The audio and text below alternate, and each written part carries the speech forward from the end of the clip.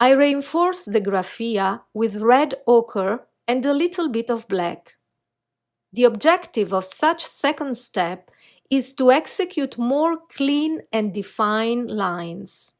The execution of lights is not required by this model, and for such reason, the execution of the graphia must be extremely accurate. In fact, we create volumes only through the thick, thin rhythm of the graphic lines.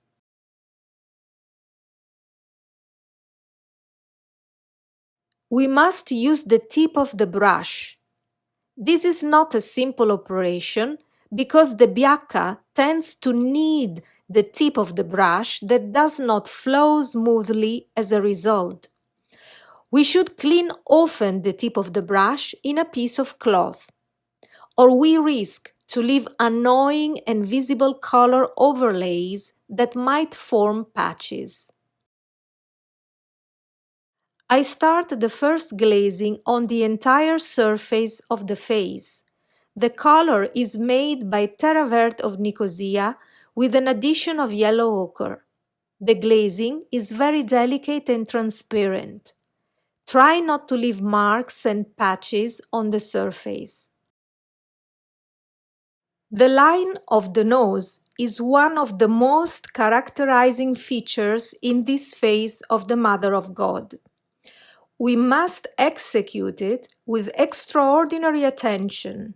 In its development, this line is subject to 6 changes of direction. Above all, please note that halfway in its development, the line is not continuous, but it changes direction to the right. Please also note the significant changes at the angle in the circular part below. I increase the intensity of the color in the cheek with a second, even more delicate step. The redness, by definition, must never impose itself. It should rather integrate in the general harmony of the face. Lips require a lot of work and care. I then go on with one or more final glazing with terra verde and yellow ochre. It is preferable to have multiple coats while keeping a diluted color.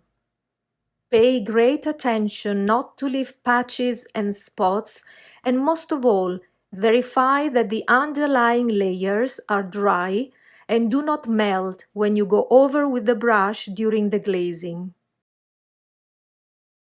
I mark the point of redness, arrossamento, with diluted cinnabar and orpiment. This point of redness goes along with the posh shadowing and goes together even more delicately with the passage between shadow and light, conveying more volume to the shape. This phase requires extreme concentration, associated with careful observation of the model at a distance.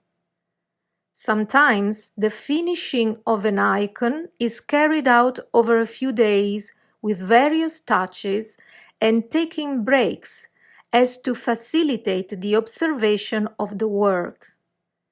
An alternation of this finishing phase with other routine jobs in the workshop may also help.